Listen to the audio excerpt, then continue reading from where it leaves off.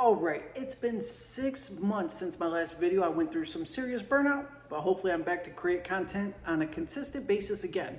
I'm gonna mix things up a little bit moving forward though. Still gonna be talking about land, real estate investing, but I also wanna mingle in what's going on with the economy and what you could do to go ahead and protect yourself moving forward.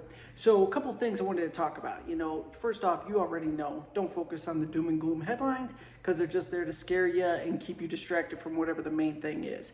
I love talking to people from all industries about their business and how their business is doing. So whether it's, white collar, mortgages, real estate agents, blue collar workers, I love to know what's going on in the marketplace. Then you can go ahead and kind of make an educated decision on what your next move is going to be so you can continue winning. So in this video, I just want to cover a few things I've noticed recently and what to expect moving forward in this next economic wave we're tapping into. So first things first, I've noticed that a lot of the entrepreneurs that have been on their own for the last 5 or 6 years on this upswing are starting to get hit in the face, and they're not used to that. It doesn't feel good. But if this is speaking to you, don't get discouraged. Just know you are going to have to work a little bit harder to go ahead and keep those leads and business flowing strong. So, whereas before you just kind of say, hey, I'm in business, and money hits your cash register, your Cash App account, your Venmo, whatever. Now you're going to have to make a heck of a lot more calls, a lot more touch points. You're going to have to get out to more meetups, do more email marketing, 10x everything on the marketing side. You're going to be just fine. It's going to get tougher, but a lot of people are going to exit the marketplace because it's getting tough. And in that aspect, it's going to make it easier on you as long as you're staying in front of everybody. Hence the reason I'm back on videos here. Now, next, I want to talk about the real estate investment game here.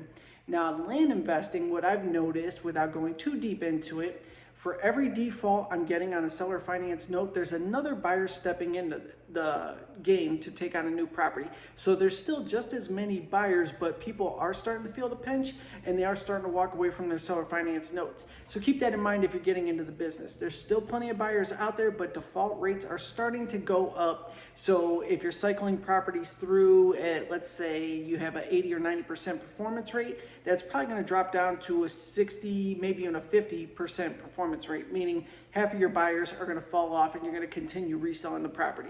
And who knows how many years this could go on for. But that's just something to keep in mind. But at the same time, I still have plenty of buyers lining up for the most part to buy cheap seller finance deals. Now, finally, as far as other businesses out there, what I've noticed is the trades are still doing incredibly well, which is a good sign. That means homeowners still have disposable income for you to tap into. The only thing trades have been talking about, they're still busy, they still keep their books full, but people are starting to go back to the, I'm going to get a second estimate and not just give you the job. Whereas before, if you were a carpenter, cabinets, countertops, carpet, tile, flooring, whatever, you would show up at the client's house because nobody else has shown up in God knows how many years.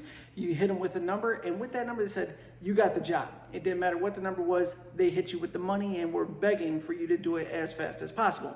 Those days are still in the pipeline, but they are going to say, you know what, I'm going to go ahead and give this dude a shot at beating your price point. And whether that individual shows up and performs and beats you by price or by personality, that's to be determined. So just know if you're into trades, tighten up your game a little bit. Go ahead and keep that closing ratio high. You don't have to come off your price point yet, but make sure you're showing up clean, you're showing up fresh, you're engaging with the customer, you're making them comfortable enough with you for them to hand over their hard-earned dollars and not giving someone else the next opportunity to come in, undercut you by $500 to $1,000 and steal that money that's supposed to be yours. So I'm going to start bringing these videos hopefully on a more consistent basis. I got to get back in the swing of things, but a question for you: one, what topics are really interesting you right now? And two, are you all about shorts or longer form content? I'd love to know. You could drop those down below, and you already know you could text me at 440-567-6040. Thank you so much for tuning in. I'll see you on the next video.